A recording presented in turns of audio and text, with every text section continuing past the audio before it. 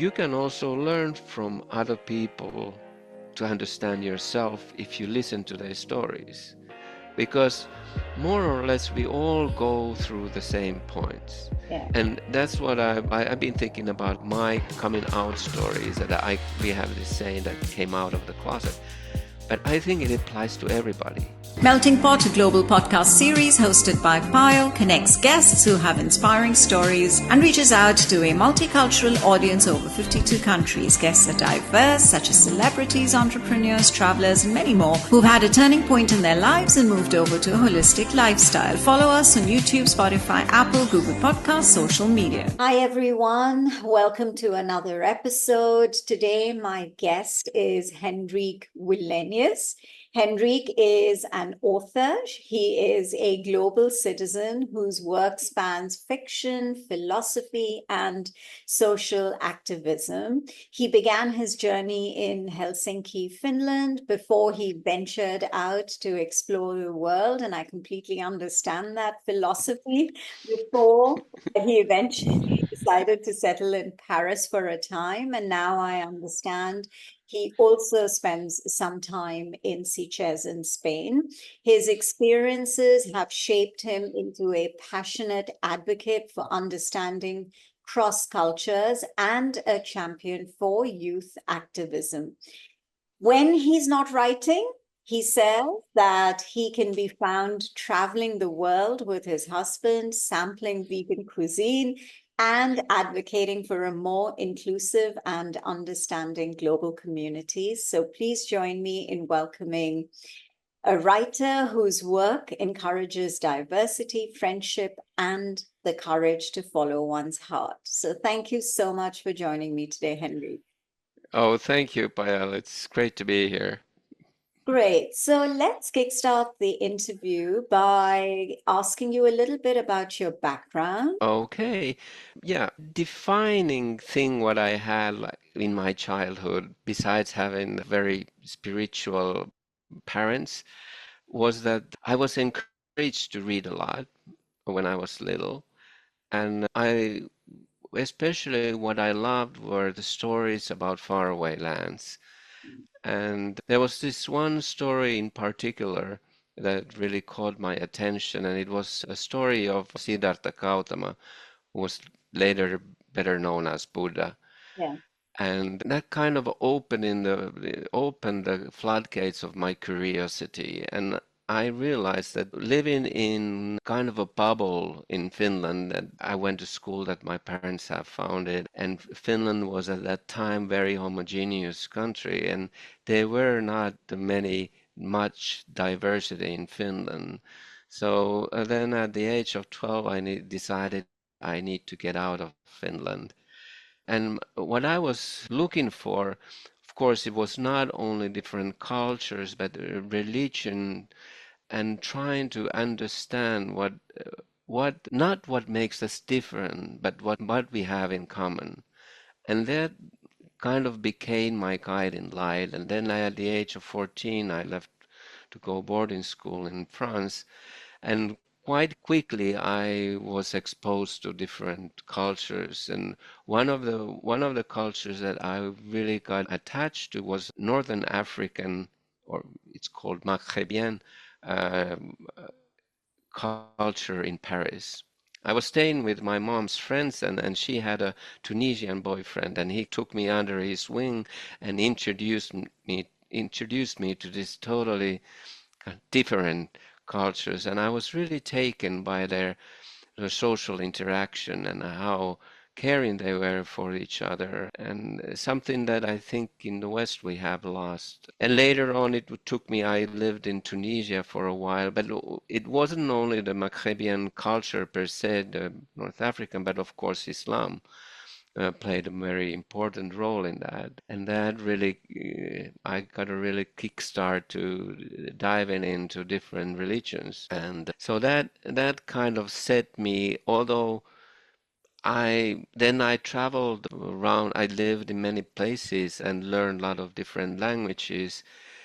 And in my early 20s, I came back to Finland and I had started this art dealership and art servicing company. And now it was quite successful, but after 5, 6 years, I realized that business is not something that I want to do every day. And also I noticed that I look at the world differently. So I thought that I need to understand myself better, and I went back to university and to study philosophy. But quite soon I realized that the Western thinking, Western philosophy doesn't give me the questions nor the answers I need. Became my spiritual home for a time being. And later on I went to, and that started my writing because Yeah. yeah, because I thought I had something to say. That what is it that I see? And that became my first book, my take on Western philosophy. And it, and I wouldn't say its inadequacies, but it's like where we can look for deeper understanding. Yeah. So it's the difference that you were trying to establish within yourself of being a West, which, as you mentioned, also in Finland, it was very singular and Yeah, at the uh, time that you were growing up, and then you wanted to have a better understanding of how diverse the world actually is. yeah. So I wanted to ask you, because I saw in your bio that you spent 15 years at the Helsinki Red Cross Youth Shelter. So my question is, how did that influence the characters and stories in the Rise Up trilogy, which is your much talked about book? I was already in my 30s at the time, and when that was actually coincided when I decided to go back to school and because we had in Finland also we started to get more and more immigrants and I thought that would be very interesting world for me when I was at the time living in Finland. And of course, I've been activist by that. I had been already a gay activist by that time, going to schools and youth camps to talk about LGBTQ issues. So it was a natural continuation for me. But what really made an impression on me was how smart they were. We start to forget. And I think it's our creativity and our sensitivity gets diluted as we age because we're fighting with disappointments in life and or unfulfilled expectations. And then our world becomes much more narrow. And but when I was doing this, this is how creative and how smart they were and wise. And I think older generations often forget this. And it really, I think that was the inspiration behind me moving from writing philosophy into to writing young adult fiction because I wanted to go deeper and try to understand better what were the different forces there at play. And also I realized that although I got a lot of attention, I first published 2 books in Finnish before I switched to English. And but I understood that the people don't read philosophical text. And so the best way to trying to relay your ideas is through writing stories. Writing stories. Yeah. You've mentioned that the world is becoming increasingly hostile for minorities. So, how does your trilogy actually address this? And what is the kind of message that you hope that you can convey to the young readers who might be a part of the minority group?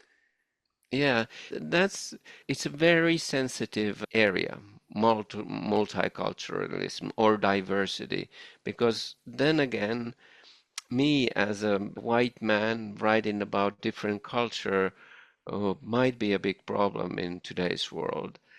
And I've noticed that it has raised quite a lot of opposition that what do I have, for example, to write about Islam. And but I can say that for my own experiences that I've been going on the spiritual Sufi path.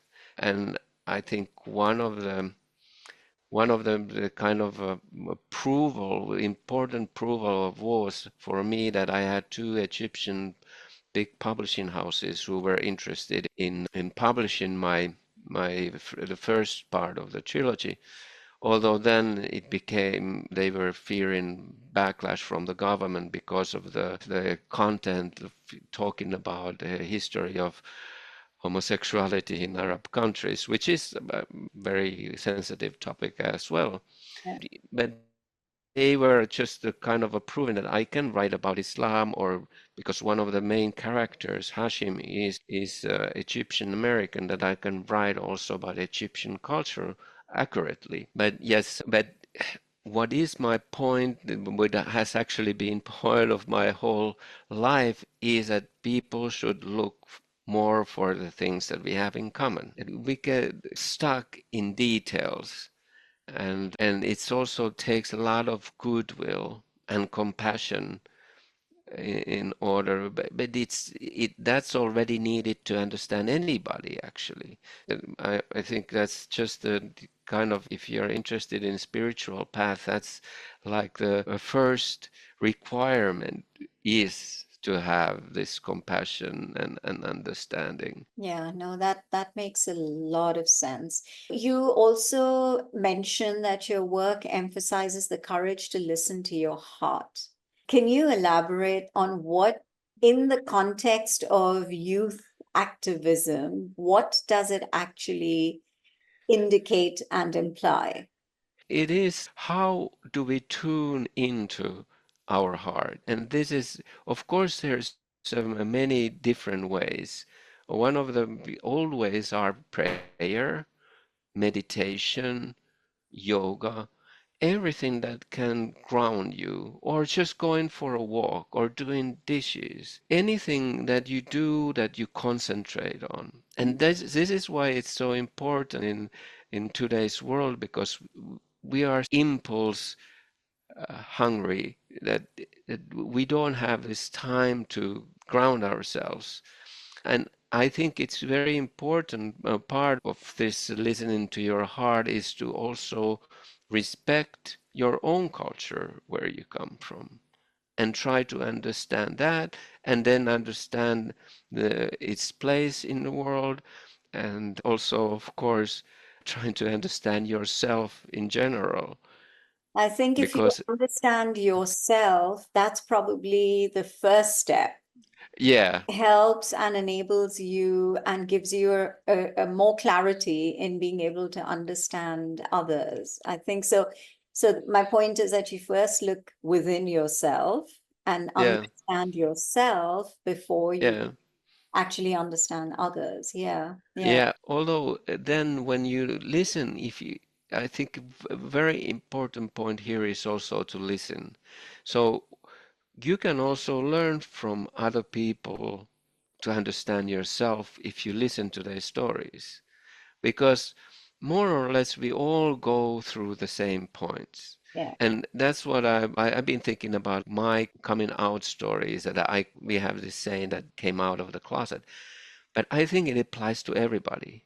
yeah. It applies to everybody to accept themselves. And there is this saying actually that unless we are able to shed the outside expectations, we won't find ourselves, because then we just collude all the time with our what's in within and what is expected of us. Yeah. It's a myriad things Yeah. involved. Yeah, yeah, no, I get that. So I wanted to ask you about your trilogy. Is there any one particular character or storyline that was actually influenced and inspired by the volunteering that you did when you were in Helsinki? I didn't use any singular stories from there, but it was more like the way they acted and they spark and their love, absurd humor and silliness. And I think silliness is very important that we sometimes that's what we forget when we grow older. Yeah, so it's more about the way to look at the life and look at yourself that inspired me. That's what inspired you. Okay. What do you think that, or in what ways do you think that fiction can reach young people in a way that direct activism sometimes can't? I think it's already the kind of age-old thing that the stories are the best or the best way to relay your ideas. And people have been listening to stories all throughout Age human old. history. Yeah. Yeah. Yes. Yeah. Yeah. And I think when you have it in a story is that you can you can experience it through the characters. So when also the characters get involved in activism and see its importance and how they can affect the world around them, and they don't have to just stand by and do nothing, I think it's empowering.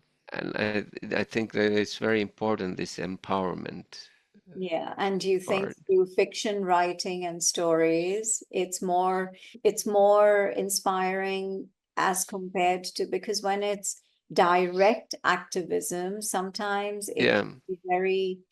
it can be very stifling and react differently. So this is an indirect way of And how to do. yes, but it's a dialogue. When person reads, she goes through it wakes different emotions, and she can feel, she might conceptualize what she feels, and it's a real dialogue what is happening. And that's why we through stories we reading or listening or watching, we go through these different emotions, more emotions than we go if we listen to something non-fiction. Or yeah, because then it's usually monologue. Yeah, correct. Yeah, that's true. So I think your point is that it needs to be more engaging for Yeah. for someone to then actually reflect on it. And you're absolutely right. Even us as adults, when we read a book, it stimulates our imagination, and Yes, yeah. you can also transport yourself to that particular location or that particular incident or whatever it may be that you're reading. And so you're able to visualize it. And so it stimulates your brain. No, that's absolutely right. I also understand, and I mentioned in the introduction, that you are vegan. I wanted to just tap in on that to see how your vegan lifestyle has actually influenced your perspective on global issues like climate change and food security. Yeah, my actually my I turned vegetarian in my early 20s. I had a Japanese girlfriend, and I was staying in Japan for three months, and she was a Buddhist, Okay. and she was nowadays she was a vegetarian, but she was more like a pescatarian actually, that she would sometimes eat fish. And I had been already familiar with vegetarianism because in my school we had also always vegetarian option. And then I thought that okay, now and we had this we've shared a lot of the same ideas and philosophies, and I thought that I will try this. And then I just saw that how much better I felt. So for 25 years I was vegetarian or pescatarian, Yeah. and so for me, it wasn't such a big step.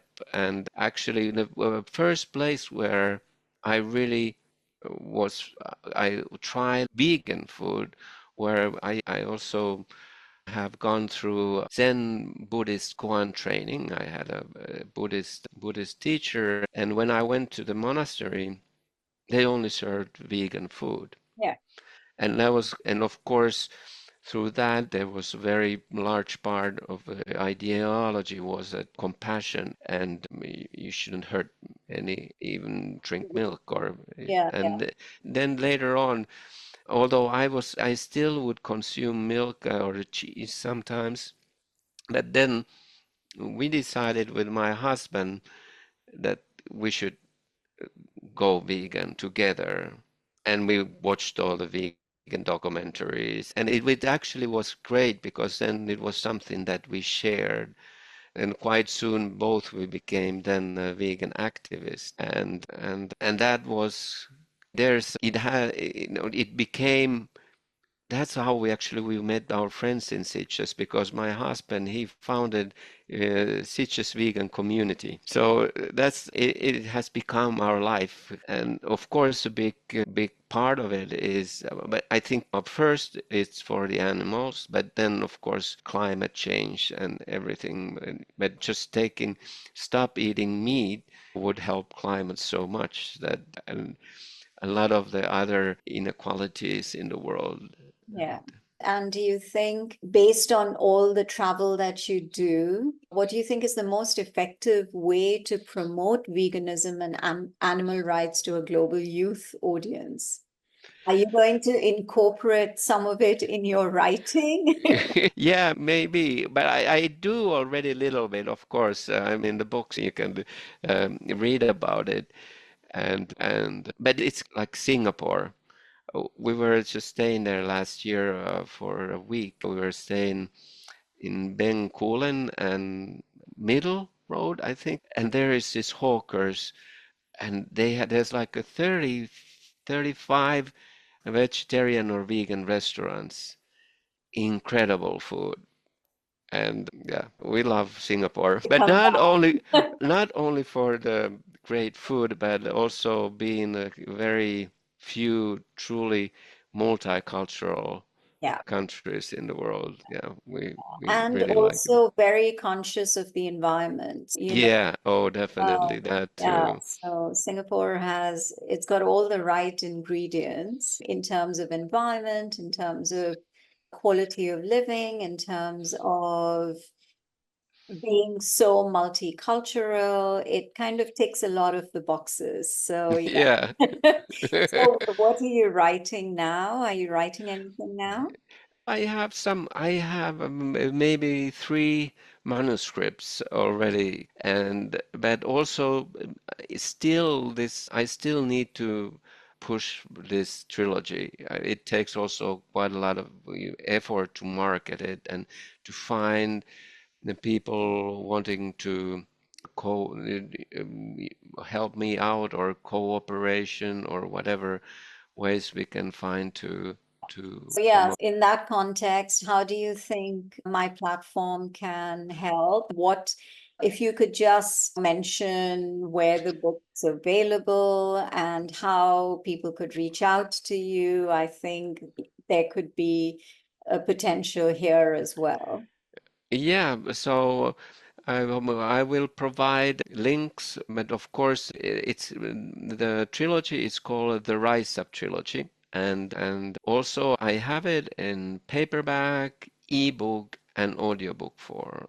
Okay. And in addition, you can listen. I have made a serialized audiobook podcast, so every week I put out new episodes from the audiobook. So I think now we're I'm putting out episodes from the book three. So actually you can listen them for free in any major podcast platform like Spotify and Apple and so forth.